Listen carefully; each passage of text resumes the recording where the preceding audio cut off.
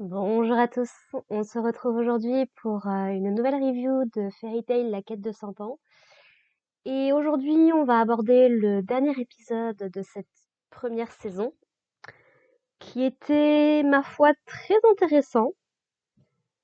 Petite déception au début et beaucoup de mystère, beaucoup de hype pour la suite. Donc, on va voir un petit peu tout ça. Donc déception puisque donc Alta Face, cette grande menace machin et tout, s'est fait démonter en deux trois coups de cuillère à peau quoi. Globalement, Alta Face a fait une espèce de surcharge de magie qui a fait que le personnage ne pouvait plus utiliser la magie, ne pouvait plus vraiment bouger. Mais du coup, Aileen a expliqué à Wendy que en fait, c'est pas qu'il y a plus de magie qu'ils peuvent plus l'utiliser, c'est qu'en fait ils ont dépassé leurs limites. Et en fait, ça, leur corps n'arrive pas à l'encaisser. Elle donne, euh, Elle donne l'exemple d'un compteur qui compterait par exemple jusqu'à 99, mais qui peut pas afficher le chiffre 100, donc il affiche 0. Mais tu n'es pas à 0 en tant que tel, quoi. Donc voilà, en gros, il faut qu'ils se souviennent des combats qu'ils ont eus par le passé pour rappeler à leur corps qu'est-ce que ça fait et du coup pouvoir utiliser ce surplus de magie. Bon, personnellement, je trouve ça ultra tiré par les cheveux, pas du tout intéressant et ouais, grosse déception sur ce combat de fin en fait quoi. Vraiment l'épisode d'avant était plus hype, hein. Donc voilà. Le problème d'Altaface est réglé. Ils ont manqué de se faire ensevelir, mais grâce à Virgo, ils ont réussi à s'en tirer. Et 100 ans du coup que cette menace avait disparu, toute la communauté de Faris a utilisé le Whiteout pour supprimer l'excès de magie qu'il y avait. Et grosso modo, maintenant qu'Altaface est plus dans les parages, tout au plus, de temps en temps, voilà, comme avant, il faudra refaire un petit coup de whiteout de temps en temps. Mais a priori, la situation s'est calmée.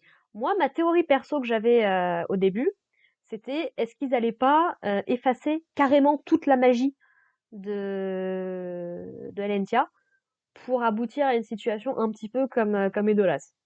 On s'aurait fait un extrême de malade pour les gens qui habitaient là, mais dans l'idée, ça aurait pu être une solution. Et comme ça laisse que Earthland sont les seuls à pouvoir utiliser la magie. Tu supprimes la concurrence.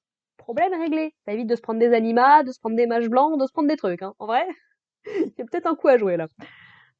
Mais voilà, donc ils se sont fait remercier, ils ont fait la fête. Tout s'est plus ou moins bien passé. Euh, Et justement, bon bah, Faris veut expier ses fautes. Et en fait, elle veut une punition parce qu'elle trouve qu'elle s'en sort un petit peu trop bien en fait pour ce qu'elle a fait. Entre manipuler Fairy Tail, prendre les pouvoirs, faire les machins et tout. Voilà, elle avait peut-être des bonnes raisons, mais comment dire, ça n'excuse pas ses actes en soi, quoi. Et finalement, bah, Natsu lui dit, bah écoute, je vais cogner comme ça on sera quitte. Et en gros, il lui donne un petit coup sur la tête pour la remercier parce qu'en fait, bah, en ayant pris possession des membres de Fairy Tail, bah, elle a réussi à recréer la bataille de Fairy Tail comme on avait eu à l'époque avec Laxus, quoi. Et Natsu, bon bah ça lui plaît bien de temps en temps de cogner sur ses potes quand même. Donc il dit écoute, on remet ça quand tu veux pour la troisième édition, il n'y a pas de problème. Et donc voilà, donc nos personnages du coup abandonnent Elentia, donc Happy fait ses au revoir à Toka qui demande à Carla de prendre soin de Happy pendant tout ce temps. Et voilà, cette parenthèse-là a été refermée, donc ils reviennent à Earthland dans la ville qu'ils avaient quittée. Et j'ai un petit détail que j'ai bien aimé, que j'ai trouvé très intéressant, c'est qu'en fait, Lucie nous explique que Loki, bah, en fait, il a fait le voyage jusqu'à Earthland pour dire aux membres de Fairy Tail, vous inquiétez pas, ils ont une situation à gérer, ils reviennent bientôt, tout va bien. Donc ils n'étaient pas trop inquiets quand ils sont revenus, donc tout va bien. Voilà, donc ils ont fait un petit peu le point. Donc on a cru l'espace d'un instant que Gajil s'était assagi parce qu'il voulait pas répondre aux provocations de Natsu. Mais Natsu a largement pressé les boutons. En fait, ça m'a fait beaucoup rire parce que je me dis, habitue-toi, Gadjil, parce que c'est globalement ce que tu vas avoir à gérer quand tu auras des gosses. Les gosses, ils savent très bien comment appuyer sur tes boutons. Je travaille en crèche, donc je vous assure que c'est faut avoir de la patience, vraiment. Donc voilà. Quoi de neuf? Donc ils font, voilà, ils expliquent qu'ils ont été un petit peu à Edolas, que a priori tout le monde va bien. C'est Lissana qui demande par rapport, j'imagine notamment à Mirajan et Elfman. Voilà, pas grand-chose de plus à dire. Je veux dire, Mistogan leur a demandé de passer le bonjour au maître, ils le font même pas. Bravo!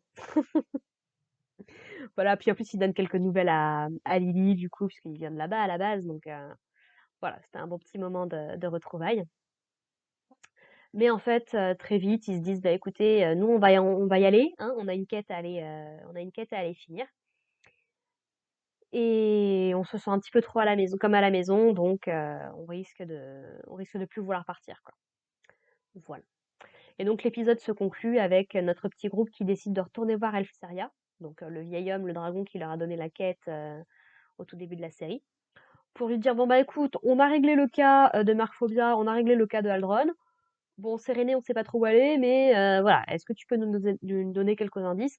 Bon, sur elle, ça va être compliqué, mais sur les deux derniers dragons qui nous restent, quoi. Donc Ignia qu'on a déjà vu, et je crois que le dernier s'appelle Bielness, quelque chose comme ça. Donc le dragon doré là, que pour le coup, on n'a rien vu du tout. Lui, ça reste le mystère absolu, quoi. Donc voilà, l'épisode se termine comme ça sur la petite musique de l'ending et tout. Donc hâte de revenir pour la saison 2. Mais c'est pas tout ce qu'on a à traiter dans cet épisode, puisque on en apprend un petit peu plus sur le but de Sérénée. Puisque donc Suzaku l'a ramenée à sa guilde pour qu'elle se fasse bouffer par son maître.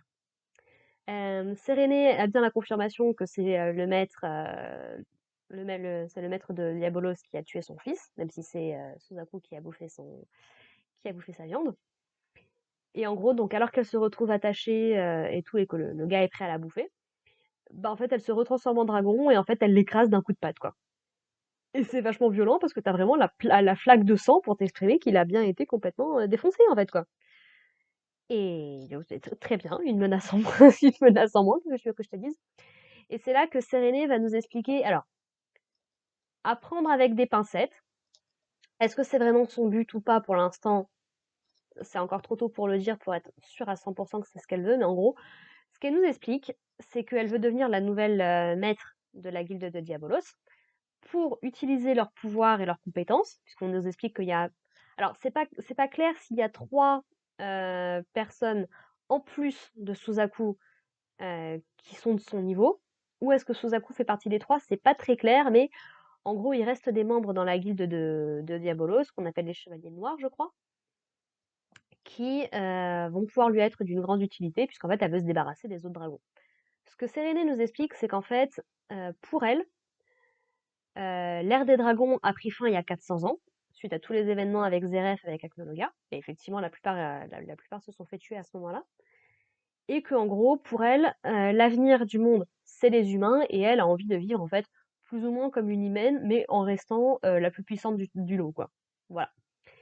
Et en gros, donc elle a besoin de faire disparaître tous les autres dragons qui restent. Bon, Merphobia, il est devenu un humain, donc à la rigueur, c'est pas le plus urgent. Et Aldron est mort, donc un peu effacer la concurrence. Et en gros, donc, voilà, ça a l'air d'être plus ou moins ça son but. Donc on va voir ce que ça va donner. Donc, a priori, elle arrive à faire comprendre aux gars, vous avez plutôt intérêt à m'obéir parce que sinon vous êtes vraiment mal barrés. Voilà. Et du coup, bah, elle leur donne leur première mission. Et c'est là où ça rejoint bien la fin de l'épisode, c'est que bah, elle leur demande, vous allez aller me tuer, Elfseria, s'il vous plaît. Merci bien.